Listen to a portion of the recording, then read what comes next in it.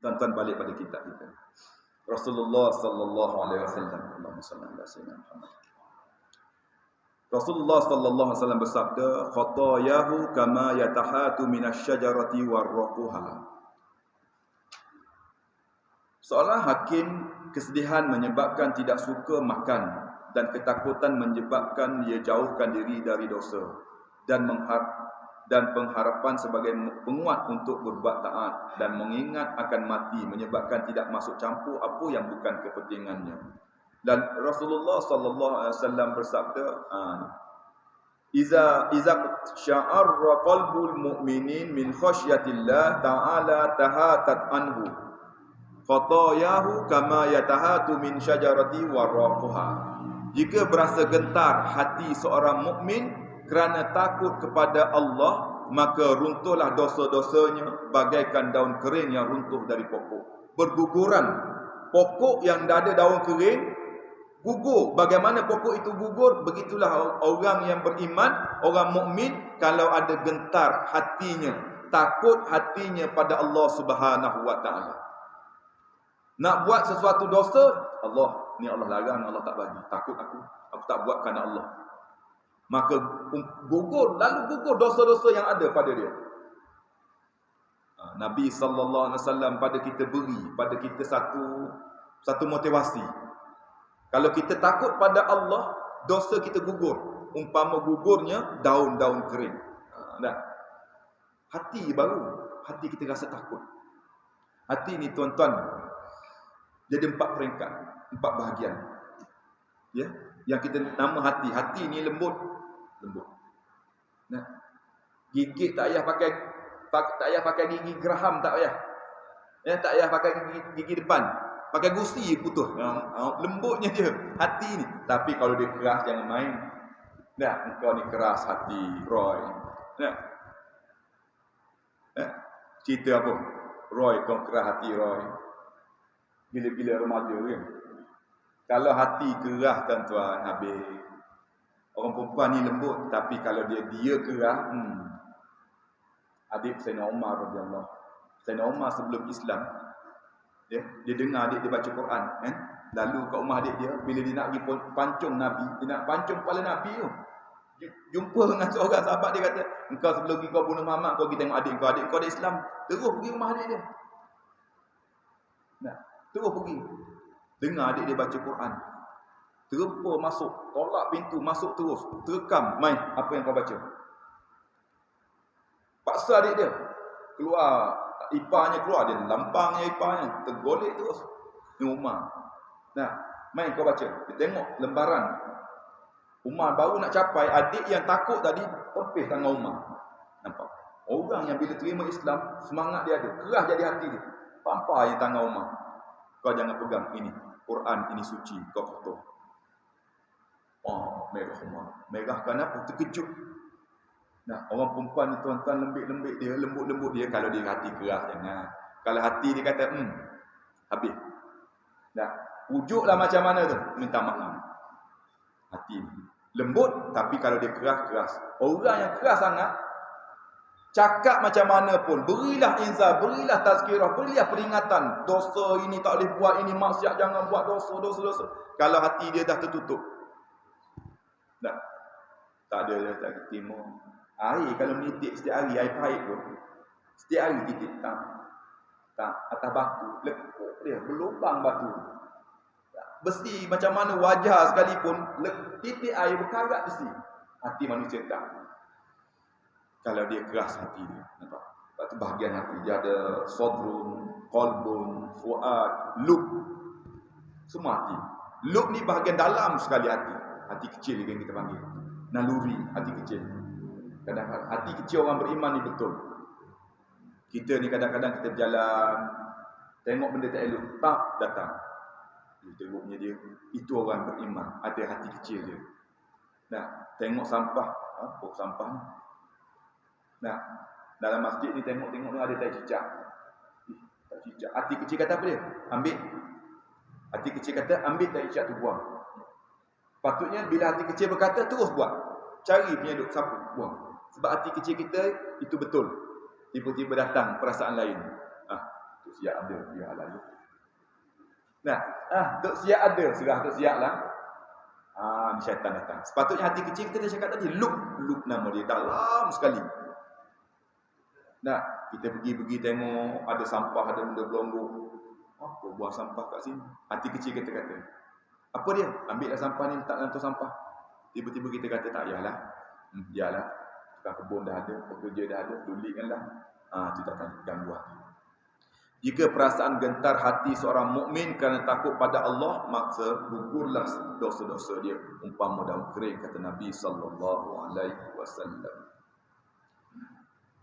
Ar-Rabi dari Al-Hasan berkata Rasulullah sallallahu alaihi wasallam bersabda, "Thalathun munjiyatun wa thalathun muhlikatun fa al-mal muhlikatu fashuhu mata'un wa huwa muttaba'un wa i'jabul mar'i bi nafsi wa ammal munjiyatu fal adlu fil ridha wal ghadab wal aqtisadi fil faqati wal ghina wa khasyatullah azza wa jalla fil sirri wal alaniyah." Rasulullah sallallahu alaihi wasallam bersabda, 3 perkara yang boleh menyelamatkan dan 3 perkara yang membinasakan. Ada 3 yang boleh menyelamatkan kita dan ada 3 benda yang boleh membinasakan kita, kata Nabi sallallahu alaihi wasallam. Adapun yang membinasakan maka yang pertama tamak, kata Nabi, dan bakhil yang ditaati. Taat kepada tamak, taat pada bakhil. Sifat tamak, sifat bakhil ini adalah benda yang membinasakan kita. Ya. Yang membinasakan sifat tamak. Sifat tamak ni sifat rasa nak semua. Nikmat orang tu nak biar kita dapat. Ada tamak dalam Islam dibenarkan, tuan-tuan.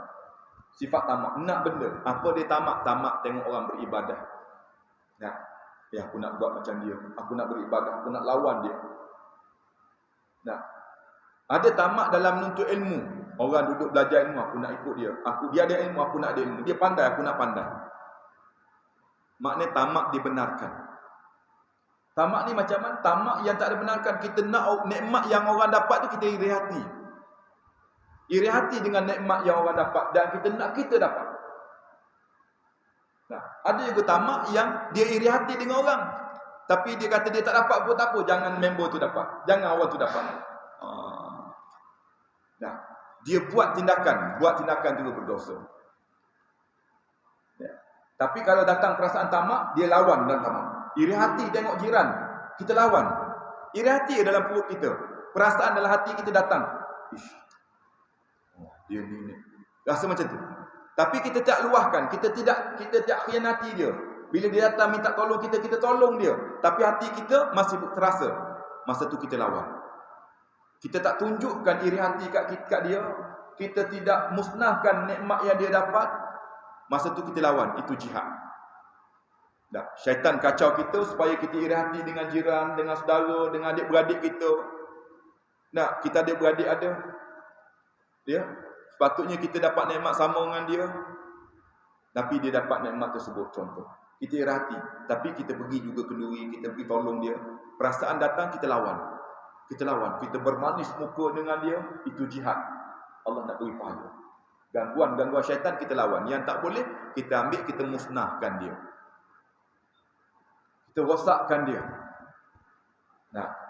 Ni lah masa dulu saya pergi rumah Abang Omar. Selalu saya cerita.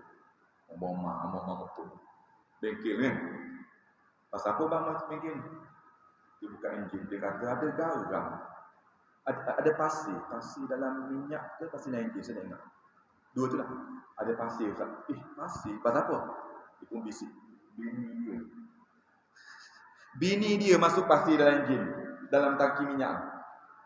Tu iri hati, tak boleh macam tu. Dah dia laksanakan perbuatan, dia kira berdosa, membinasakan dia. Tamak, bakhil ni kedekut ni ada 2. Kedekut dengan orang. Kedekut dengan isteri, kedekut dengan anak, kedekut dengan saudara, tapi untuk dia tak ada masalah. Nak bagi RM50 kat rumah, yang lepas dah bagi dah, tak payah. Dia pergi tukar sport ni kereta 1,000 habis. Kedekut dengan orang, dengan dia tak. Ada kedekut dengan orang, dengan dia pun kedekut. Ada? Nah, Allah, duit banyak simpan. Nah, simpan duit banyak. Orang minta, tak bagi. Nak guna pun, nak guna sayang duit. Sayang duit. Pergi kedai, pergi bahau, laparnya, perut dah bunyi kurang-kurang, lapar. Duit ada. Tak payah makan. Tak payah makan lapar. Lapar ni. Dah gigil dah lapar ni. Duit ada. Kalau pecah mungkin gini habis. Itu lagi teruk. Ya, dia panggil suh. Qasyuk. Syahid. Maknanya dia kedekut untuk orang, kedekut untuk dia pun kedekut. Kata seorang tanya kepada Syekh. Syekh Mutawalli Asy'ari. Dia kata, nak tahu kita ni orang yang ikut Allah ataupun ikut nafsu kita, macam mana tu? Syekh Mutawalli Asy'ari ni orang wali Allah. Tak salah. Dia kata macam ni. Kamu jalan-jalan, tiba-tiba datang seorang jumpa kamu, dia kata, "Pakcik, saya niat daripada rumah, siapa orang pertama saya jumpa, saya akan bagi 100,000. Doa lah biar kita. Nah, Pakcik, saya dah niat kat rumah, malam tadi lagi, hari ni kalau aku keluar daripada rumah ni, aku jalan-jalan, orang pertama yang aku jumpa, aku akan beri 100,000. Memang saya ikhlas, saya niat, saya bernazar nak bagi 100,000 dinar. Kita ambil ribu Malaysia, 100,000 ringgit Malaysia. Besok dapat. Nah, kita apa perasaan? Betul ke ni? Betul. Duit halal, duit ni palsu ke, duit kertas ni photostat ke? Betul original. Pergi bank terus dengan dia, check betul original. Apa perasaan tuan-tuan? Oh, seronoknya. Ke tuan-tuan tak nak? Saya doa saya besok ni. Saya tak nak lah Ustaz. Wali tak nak. Nah, tiba-tiba pergi Noreh esok. Tak payah Noreh lah, Pak. Ambil duit ni, 1,000 balik. Ya ke? Ya. Ambil 1,000 baliklah kita. Tak payah Noreh. Seronok kita. Tak payah. Saya tak nak. Saya nak pergi Noreh. Wali. Tarah wali tak nak. Orang nak bagi 1,000 tak nak. Syekh Mutawalli Asy'ari kata, ada orang nak bagi 100,000 kat kau. Nah, kau pun dapat, Allah seronoknya 100,000. Besok kita keluar rumah, datang orang minta dengan kita. Dia kata, "Tuan, saya malam tadi doa, ya Allah, siapalah jumpa aku, orang pertama jumpa aku nak minta dengan duit dengan dia. Orang pertama yang aku jumpa besok, ya Allah, dialah aku harapnya dapatlah beri. Tuan, anak saya sakit kat gini hospital, isteri saya tengah sekarang ni sengsara mengandung, anak kecil tengah menyusu, pamper tak cukup gini, cerita kat kita. Tuan, saya nak minta duit, Tuan boleh tahu." Agak-agak kita duduk di mana? Kata Imam Syarawi tadi. Kita ni duduk kat mana? Dapat duit 100,000, besok adik kita kat kampung telefon, mak kita kat telefon, ada tak duit nak 100,000? Ayah kau ni kalau tak operate 100,000 ni, doktor kata 100,000 je. Dapat 100,000, insya-Allah ayah kau hidup. Agak-agak kita lah. Duit tadi bukan modal, tak ada untung pun, bukan duit kita. Duit kita hidup dah ada dah. Orang bagi kat kita, tak ada kena mengenal kita. Kalau kita beri pun tak ada apa. Agak-agak kita di mana? Kata Allah. Kalau saya mikir tu, inilah, kau ambil 100 ringgit cukup lah. Dah. Kalau kita beri 100,000, itu hak kita dengan Allah Subhanahu Wa Taala. Kita tabungkan harta kita dengan Allah. Boleh beri tak 100,000 tadi? Sedangkan bukan duit kita. Kita tak keluar peluh satu titik pun nak dapat 100,000, orang serah. Kita hanya serah 100,000, ambillah mak duit 100,000, kebetulan saya ada duit 100,000. Boleh tak tara tahap tu kau boleh beri? Kalau tahap tu, kalau Allah. Allahu Akbar tuan-tuan.